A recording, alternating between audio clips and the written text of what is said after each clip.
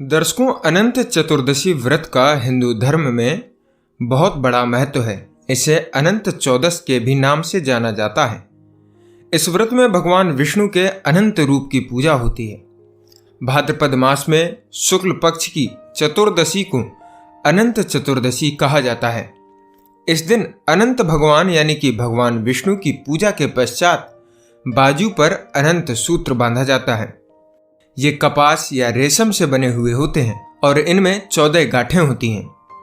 अनंत चतुर्दशी के दिन गणेश विसर्जन भी किया जाता है, इसलिए इस पर्व का महत्व और अधिक बढ़ जाता है। भारत के कई राज्यों में यह पर्व धूमधाम से मनाया जाता है। इस दौरान कई जगहों पर धार्मिक झांकियां भी निकाली जाती हैं।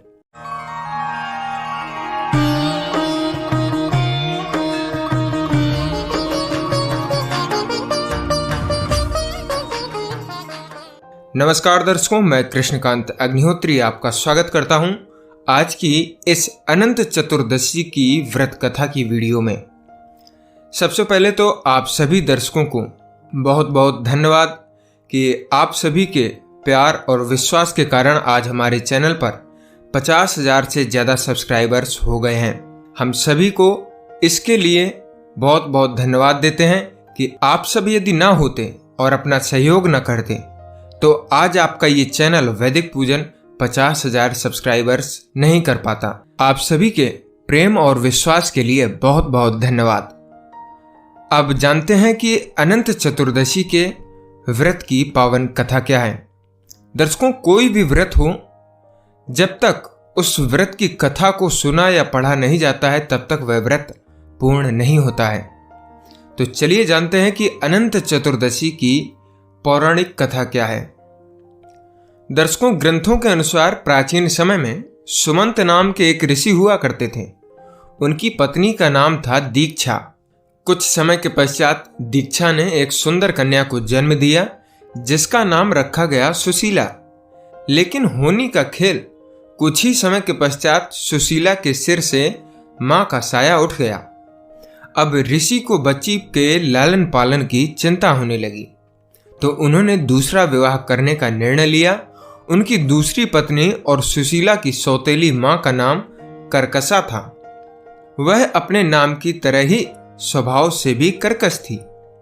जैसे तैसे प्रभु कृपा से सुशीला बड़ी होने लगी और वह दिन भी आया जब ऋषि सुमंत को उसके विवाह की चिंता सताने लगी। काफी प्रयासों के पश्चात कौंडिन्य ऋषि से सुशीला का विवाह संपन्न हुआ, लेकिन यहां भी सुशीला को दरिद्रता का ही सामना करना पड़ा।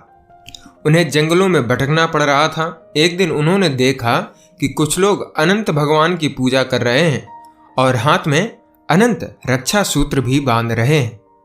सुशीला ने उनसे अनंत भगवान की उपासना के व्रत के महत्व को जान करके पूजा के विधि विधान को पूछा और उसका पालन करते हुए अनंत रक्षा सूत्र अपनी कलाई पर भी बांध लिया। देखते ही देखते उसके दिन फिरने लगे। कौंडिन्य ऋषि में अहंकार आ गया कि वह सब उन्होंने अपनी मेहनत से ही निर्मित किया है। काफी हद तक सही भी था, प्रयास तो बहुत किया था। लेकिन अगले ही वर्ष ठीक अनंत चतुर्दशी की बात है, सुशीला अनंत भगवान का शुक्रिया कर उनकी पूजा आराधना करके अनंत रक्षा सूत्र को बांधकर घर लौटी तो कौंडिन्य को उनके हाथ पर बंधा हुआ वह अनंत धागा दिखाई दिया और उसके बारे में पूछा। सुशीला ने खुशी खुशी बताया कि अनंत भगवान की आराधना करके यह रक्षा सूत्र बंधवाया है। इसके पश्चात ही हमारे दिन बहुरे हैं। इस पर कौंडिन्य खुद को अपमानित सा महसूस करने लगे कि उनकी मेहनत का श्रेय सुशीला अपनी पूजा को दे रही है। उन्होंने उस धागे को उतरवा दिया।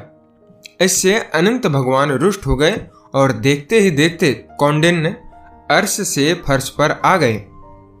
तब एक विद्वान ऋषि ने उन्हें उनके किए का एहसास करवाया और कौंडिन्य को अपने कृत्य का पश्चाताप करने को कहा। लगातार 14 वर्षों तक उन्होंने अनंत चतुर्दशी का उपवास रखा। उसके पश्चात श्रीहरि प्रसन्न हुए और कौंडिन्य एवं सुशीला पर फिर से उन्होंने कृपा की और वे फिर से सुखपूर्वक रहने लगे। दर्शकों, अनंत चतुर्दशी से संबंधित एक कथा महाभारत की भी मिलती है। महाभारत की कथा के अनुसार कौरवों ने छल से जुए में पांडवों को हरा दिया था। इसके बाद पांडवों को अपना राजपाट त्याग करके वनवास जाना पड़ा। इस दौरान पांडवों ने काफी कष्ट उठाए। एक दिन भगवान श्री कृष्ण पांडवों से मिलने वन में पधारे। भगवान श्री कृष्ण को देखकर युधिष्ठिर ने कहा कि हे मधुसूदन, हमें इस पीड़ा से निकलने का और दोबारा से राजपाट प्राप्त करने का कोई उपाय बतलाएं। युधिष्ठिर की बात सुनकर के भगवान ने कहा कि आप सभी भाई लोग पत्नी समेत भाद्र शुक्ल चतुर्दशी का व्रत रखें और अनंत भगवान की पूजा करें। इस पर युधिष्ठिर ने पूछा कि अनंत भगवान कौन है, इनके बारे में हमें बतलाइए। इसके उत्तर में श्री कृष्ण ने कहा कि ये भगवान विष्णु के ही रूप हैं। चातुर्मास में भगवान विष्णु शेषनाग की शैया पर अनंत शयन में रहते हैं। अनंत भगवान ने ही वामन अवतार में 2 पग में ही तीनों लोकों को नाप लिया था। इनके ना तो आदि का पता है और ना ही इनके अंत का, इसलिए यह भी अनंत कहलाते हैं। अतः इनके पूजन से आपके सभी कष्ट समाप्त हो जाएंगे। इसके बाद युधिष्ठिर ने परिवार सहित यह व्रत किया और उन्हें पुनः हस्तिनापुर का राजपाट भी प्राप्त हो गया और सुखपूर्वक वो निवास करने लगे। दर्शकों, यह थी अनंत चतुर्दशी से संबंधित पौराणिक कथाएं जो हमने आपको अभी सुनाई। अनंत भगवान आप सभी पर अपनी कृपा बनाए रखें, आपके घर परिवार सुख समृद्धि से परिपूर्ण रहे। हम ऐसी ही कामना अनंत भगवान से करते हैं। उम्मीद करते हैं दर्शकों कि आपको यह वीडियो पसंद आया होगा। यदि आपको यह वीडियो पसंद आया हो तो इस वीडियो को लाइक करें और अपने मित्रों के साथ में इसको साझा करना बिल्कुल भी ना भूलें। और चलते चलते आपसे निवेदन है कि यदि आप हमारे इस चैनल पर पहली बार आए हैं तो हमारे इस वीडियो को लाइक करें, शेयर करें। इसके साथ ही हमारे इस चैनल को सब्सक्राइब भी करें।